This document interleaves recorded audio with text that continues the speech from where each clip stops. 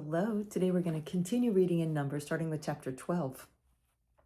Miriam and Aaron began to talk against Moses because of his Cushite wife, for he had married a Cushite.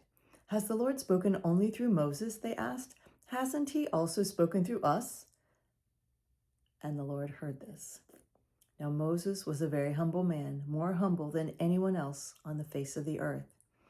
At once the Lord said to Moses, Aaron, and Miriam, "Come out to the tent of meeting, all three of you." So the three of them came out. Then the Lord came down in a pillar of cloud. He stood at the entrance to the tent and summoned Aaron and Miriam. When both of them stepped forward, he said, "Listen to my words. When a prophet of the Lord is among you, I reveal myself to him in visions. I speak to him in dreams.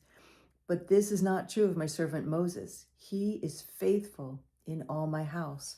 When with him I speak face to face, clearly and not in riddles. He sees the form of the Lord. Why then were you not afraid to speak against my servant Moses?" The anger of the Lord burned against them, and he left them. When the cloud lifted from above the tent, there stood Miriam, leprous like snow. Aaron turned toward her and saw that she had leprosy. And he said to Moses, "Please, my Lord, do not hold against us the sin we have so foolishly committed. Do not let her be like a stillborn infant coming from its mother's womb, with its flesh half eaten away." So Moses cried out to the Lord, "Oh God, please heal her." The Lord replied to Moses, "If her father had spit in her face, would she not have been in disgrace for 7 days? Confine her outside the camp for 7 days. After that, she can be brought back." So Miriam was confined outside the camp for 7 days. The people did not move on until she was brought back. After that, the people left Hazeroth and encamped in the desert of Paran. The Lord said to Moses, "Send some men to explore the land of Canaan, which I am giving to the Israelites. From each ancestral tribe, send one of its leaders." So at the Lord's command, Moses sent them out from the desert of Paran. All of them were leaders of the Israelites. From the tribe of Reuben, Shemua, son of Zachar. From the tribe of Simeon, Shaphat, son of Hori. From the tribe of Judah, Caleb, son of Zephunah.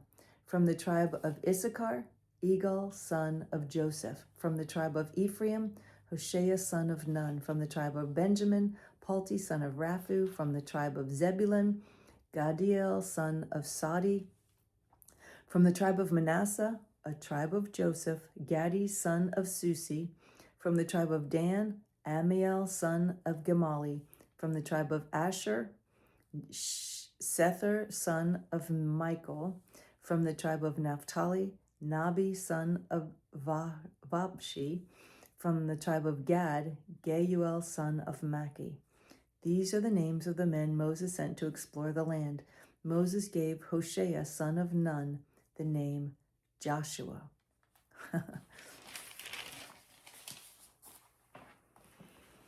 When Moses sent them to explore Canaan, he said, "Go up through the Negev and on into the hill country. See what the land is like and whether the people who live there are strong or weak, few or many. What kind of land do they live in? Is it good or bad? What kind of towns do they live in? Are they unwalled or fortified? How is the soil? Is it fertile or poor? Are there trees on it or not? Do your best to bring back some of the fruit of the land." It was the season for the first ripe grapes.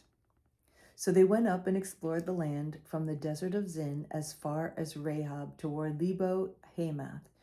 They went up through the Negev and came to Hebron, where Ahiman, Sheshai, and Talmi, the descendants of Anak, lived.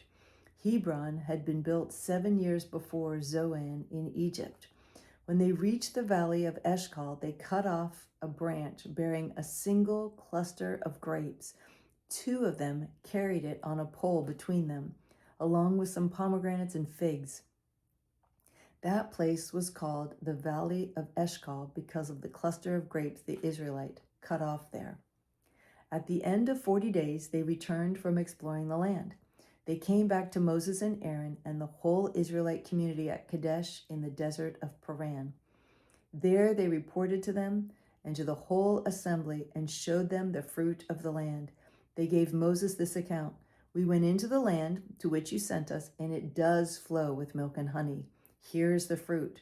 But the people who live there are powerful, and the cities are fortified and very large.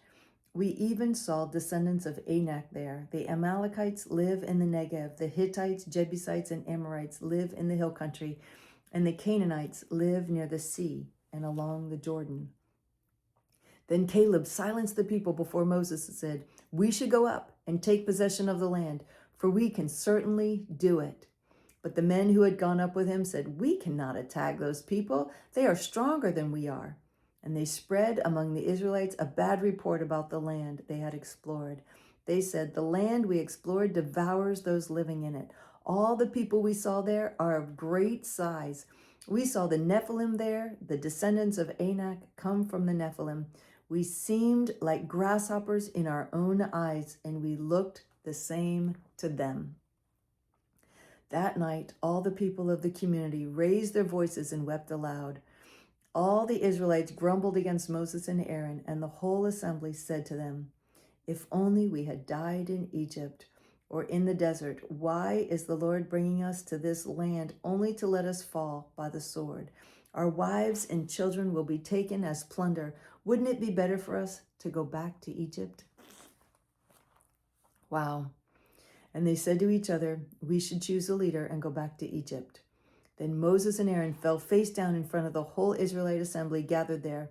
Joshua son of Nun and Caleb son of Jeshunah, who were among those who had explored the land, tore their clothes and said to the entire Israelite assembly, "The land we passed through and explored is exceedingly good. If the Lord is pleased with us, he will lead us into that land, a land flowing with milk and honey, and will give it to us. Only do not rebel against the Lord, and do not be afraid of the people of the land, because we will swallow them up. Their protection is gone, but the Lord is with us. Do not be afraid of them." Then the glory of the Lord appeared at the tent of meeting to all the Israelites. The Lord said to Moses, "How long will these people treat me with contempt? How long will they refuse to believe in me in spite of all the miraculous signs I've performed among them? I will strike them down with a plague and destroy them, but I will make you into a nation greater and stronger than they." Moses said to the Lord, "Then the Egyptians will hear about it. By your power you brought these people up from among them, and they will tell the inhabitants of the land about it. They have already heard that you, O Lord, are with the people, and that you, O Lord, have been seen face to face, that your cloud stays over them, and that you go before them in a pillar of cloud by day and a pillar of fire by night. If you put these people to death all at one time, the nations will have heard this report about you and say, 'The Lord was not able to bring these people into the land he promised them on oath, so he slaughtered them in the desert.' Now may the Lord's strength be displayed, just as you have declared. The Lord is slow to anger, abounding in love, and forgiving sin and rebellion. Yet he does not leave the guilty unpunished. He punishes the children for the sin of the fathers to the third and fourth generation. In accordance with your great love, forgive the sin of these people, just as you have pardoned them from the time they left Egypt until now." Wow. The Lord replied, "I have forgiven them as you asked. Nevertheless, as surely as I live, and as surely as the glory of the Lord fills the whole earth, not one of the men who saw my glory and the miraculous signs I performed in Egypt and in the desert, but who disobeyed me and tested me 10 times, not one of them will ever see the land promised on oath to their forefathers. No one who has treated me with contempt will ever see it. But because my servant Caleb has a different spirit and follows me wholeheartedly, I will bring him into the land he went into, and his descendants will inherit it. Since the Amalekites and the Canaanites are living in the valleys, turn back tomorrow and set out toward the desert along the route to the Red Sea." The Lord said to Moses and Aaron, "How long will this wicked community grumble against me? I have heard the complaints of these grumbling Israelites, so tell them, As surely as I live, declares the Lord, I will do to you the very things I heard you say. In this desert your bodies will fall, every one of you 20 years old or more, who was counted in the census and who has grumbled against me. Not one of you will enter the land I swore with uplifted hand to make your home, except Caleb, son of Jephunneh, and Joshua, son of Nun. As for your children that you said would be taken as plunder, I will bring them in to enjoy the land you have rejected. But you, your bodies will fall in the desert. Your children will be shepherds here for 40 years, suffering. Your children will be shepherds here for 40 years, suffering for your unfaithfulness until the last of your bodies lies in the desert. For 40 years, 1 year for each of the 40 days you explored the land, you will suffer for your sins and know what it is like to have me against you. I, the Lord, have spoken, and I will surely do these things to this whole wicked community, which has banded together against me. They will meet their end in the desert. Here they will die. So the men Moses had sent to explore the land, who returned and made the whole community grumble against him by spreading a bad report about it. These men, responsible for spreading the bad report about the land, were struck down and died of a plague before the Lord. Of the men who went to explore the land, only Joshua, son of Nun, and Caleb, son of Jephunneh, survived. When Moses reported this to all the Israelites, they mourned bitterly. Early the next morning, they went up toward the high hill country. We have sinned, they said. We will go up to the place the Lord promised. But Moses said, why are you disobeying the Lord's command? This will not succeed. Do not go up, because the Lord is not with you. You will be defeated by your enemies, for the Amalekites and Canaanites will face you there. Because you've turned away from the Lord, he will not be with you, and you will fall by the sword. Nevertheless, in their presumption, they went up toward the high hill country, though neither Moses nor the ark of the Lord's covenant moved from the camp. Then the Amalekites and Canaanites who lived in the hill country came down, attacked them, and beat them down all the way to Hormah. Ugh, so sad. It's just so sad. Ugh, just the whole story is so sad.